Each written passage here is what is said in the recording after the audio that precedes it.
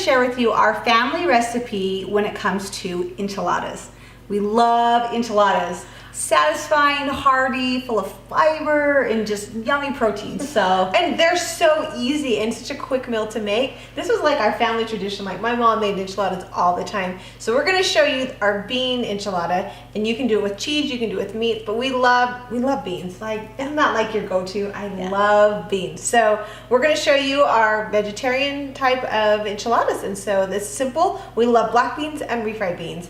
And just being careful, like label reading. Wouldn't you say when you're looking for, I mean, sometimes gluten's hidden in simplest things like beans. Because in nature, it'd be gluten-free, right? yes. So what do you think about the label reading, just when they're shopping for Well, products? I love Rosarita anyways, put a plug in for Rosarita. I love it. Well, someone the other day was making a recipe and it required beans and I was going to be there. And they asked if I could eat this brand of beans and it wasn't labeled properly, so I didn't get to eat the plate. Yep. And it was kind of like, okay, it really does matter. So on there is really important. It just says may contain soy. You're really clear on it. It doesn't label that it's gluten-free, but the ingredients, if you just read through it all, way to go. Yeah, because modified food starch is the one thing to look for in fillers with products, because the starch can be in the form of wheat or rice or corn. Or so just be aware what's your modified food starch. But we love the Rosarita, so there's just a little education for that. So we'll start with corn tortillas. I found these ones in the store. They're huge. Look how they're like the larger size. I like this because I feel like I get more of my enchiladas. So do you want to plate it up or do you want me to? I will plate it. I can get messy. Okay. And my trick with these, I love to put them on a plate. I'll take a stack of them. Sometimes I count, sometimes I don't. I just grab a handful. And I'll put them in the microwave for 30 seconds. Yep. Let them get soft, get a little bit of moisture, and then they're easier to be moldable. We just do it in an 8x11 pan, and you're just going to scoop in. It's funny because when I do this, I can do like a full can and make the like about 6 to 8 enchiladas. So see how technical it is? Like, you keep talking, I'm just plating. You're good. So that's what you do. You do.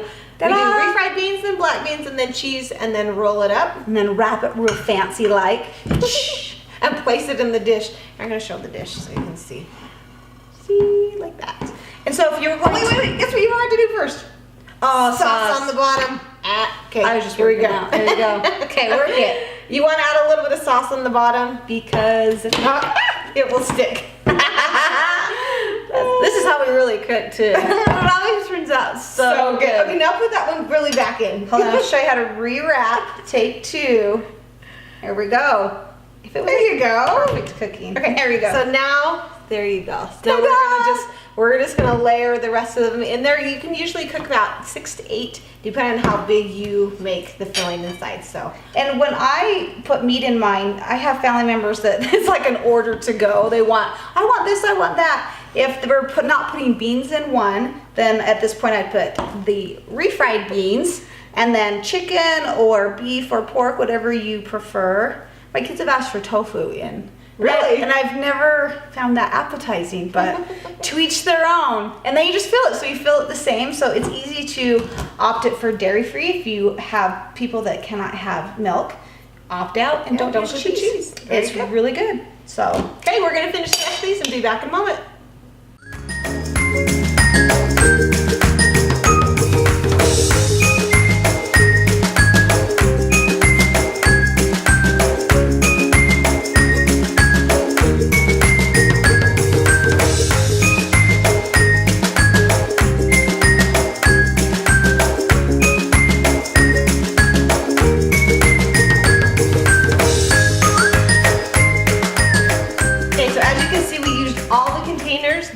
And the enchilada sauce covered completely. We had 6 enchiladas in there, and then we top with cheese. Oh, it's so good. Go ahead and put the cheese on top. And whenever I have a little bit of extra beans, if I like miscalculated by a fraction, I just kind of pour them around, as you saw. Just kind of plate them around, and it all blends together nicely.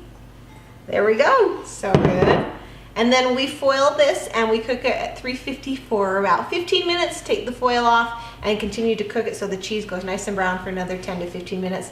So good, so easy. And then you can serve with brown rice and fresh corn and a salad. Oh, so good. Put some sour cream on top and you've got some yummy you know, gluten-free enchiladas. And So- sometimes we put olives on top, Yeah. or like green onions at this point, or chilies. or We've done green green chilies. Oh, Yes. There's so many things you can do. This is just our basic enchilada that you can add lots to. So we hope you enjoyed. We'd love for you to subscribe and like our videos, and we'll see you next time. It's Gluten-Free Twins.